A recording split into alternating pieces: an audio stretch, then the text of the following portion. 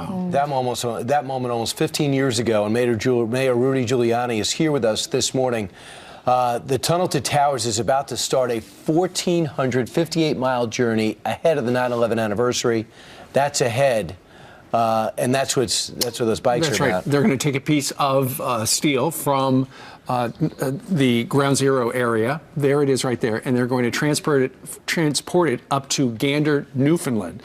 If you remember the story, on 9/11, they couldn't land the planes here in New York City, and instead they were diverted to Gander, and the people of Gander stopped everything. They opened their doors. I think Gander, a town of what, 10,000? Yeah, I've been there. And there were 6,000 people suddenly seems to there. Me from New York, it's about the size of an apartment building in New York. Yeah, no kidding. And so anyway, as a tribute, they're going to do that starting right here on Fox and Friends in the next hour. You, as we look back at September the 14th, 2001, you're actually the fella who introduced the president, who is standing with Bob Beckwith, the fireman, who's going to be with us in an hour. Yeah, I was there. The president first greeted a large group of clergymen who were there, and they said a prayer, and then he spoke on top of the pile. Yeah.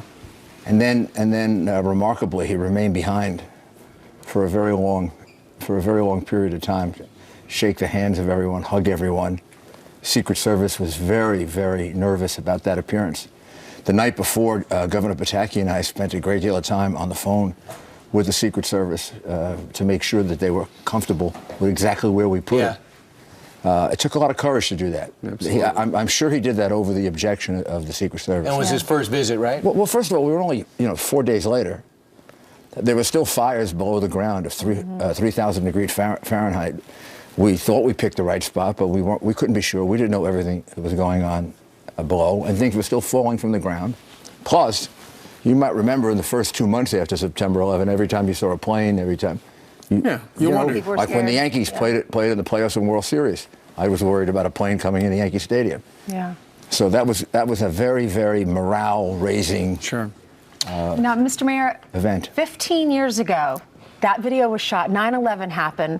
You lost a lot of people that you loved and cared for here in the city. How does this next story make you feel? There's a monument in Owego, New York, that memorializes all the victims that were lost. And on that monument, it reads this, that it was caused by Islamic terrorists. Well, you have one group, the Islamic Organization of the Southern Tier. They're encouraging that word, Islamic, be scrubbed from the monument because they say it encourages hatred toward Muslims. What are your thoughts? Well, that would be like my saying that I want the word mafia taken out of our history books because it defames all Italian Americans.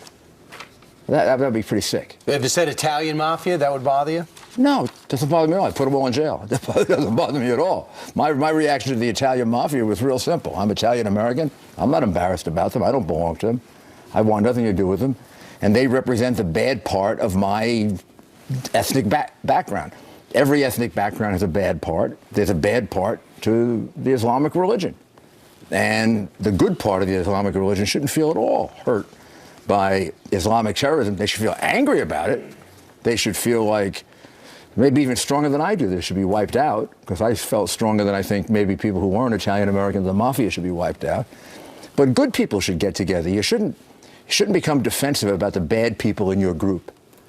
That makes it more difficult to overcome it when that happens. You know, at the museum, a lot of people said, I don't want to highlight the terrorists, but there is a highlight of the terrorists. I think it's an important part of it. Having lived through it, having almost died, in a building that was trapped in for 20 minutes, that if things had fallen a different way, I'd be dead instead of somebody else, and that leaves you with a lot of pain and thoughts. And I never was at all unclear about who did this. That's why I gave the $10 million check back to the Saudi princeling, or wherever he was, who gave me $10 million for the Twin Towers Fund, and I said, we don't want blood money.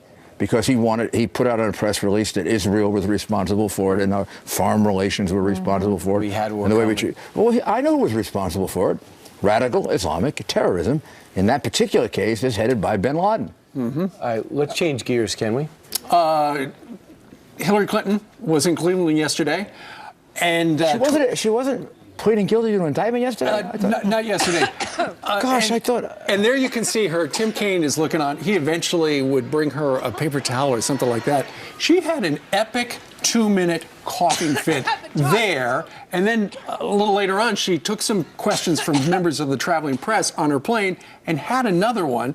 And this kind of goes to what you've been talking about. I only said it once, and I created like oh my God, I got hate mail and all that stuff. Because I saw online about 6 or 7 episodes of that over the last year. What do you think's causing it? I don't know what's causing it. I just said, go look at it for yourself online, and you decide what's going on. And my God, the left-wing press went crazy. I think there was even an article in the Washington Post that I was crazy. Yeah. Well, she said yesterday she was allergic to Trump, and that's why she was coughing. I mean, I don't know. It may be whatever it is. But my goodness, if Donald Trump had a coughing fit, 5 times in the last 6 months, of major proportions, somebody would want to know what's going on. And John McCain, they would to be saying he's way too old and he shouldn't be president. I don't know, but I caused a revolution by it. But maybe she should answer the real question: what's going on? I mean, but the real problem I have with Hillary Clinton is that report, the 302s of the FBI. I read through them over the weekend in great detail. Wrote an article about it, and there's at least 20 pieces of evidence of criminal intent that, as a prosecutor, I don't think I ever had a case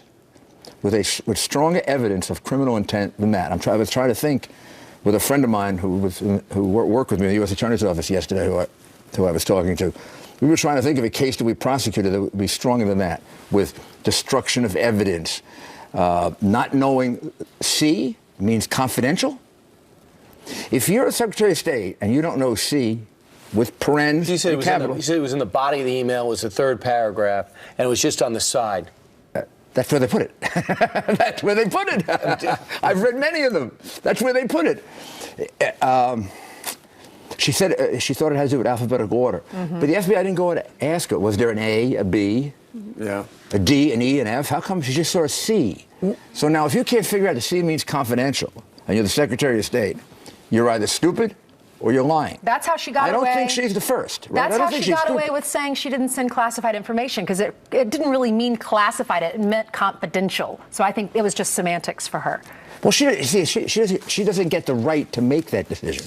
The only person who can declassify is the President of the United States. Now, maybe she thought she was the president. Maybe she was having some kind of illusion. Now, that's going to create a lot of... I don't think she was having an illusion.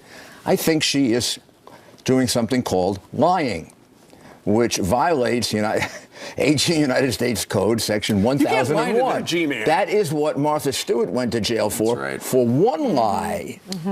For a couple of years, one lie about a financial matter that had nothing to do with our national security. Well, Rudy, we thank you very much for joining us. We know you're going to be on a conference call today to talk about how Hillary would not pass a security clearance today. Couldn't hire her as an assistant U.S. attorney. I would not have been able to hire her as an assistant U.S. attorney in the Southern District of New York because she would not pass a security clearance because she was careless with national security information. That's going to be making news later on today, and we'll take that live. Thank you. Whatever we can take. Thank you, sir. Mr. Mayor, it's quite busy doing a myriad of things, especially for Donald Trump. Meanwhile, coming up straight ahead, President Obama, the victim of a verbal attack by the Filipino president, and it's not pretty.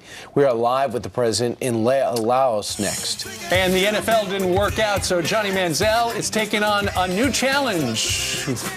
He's going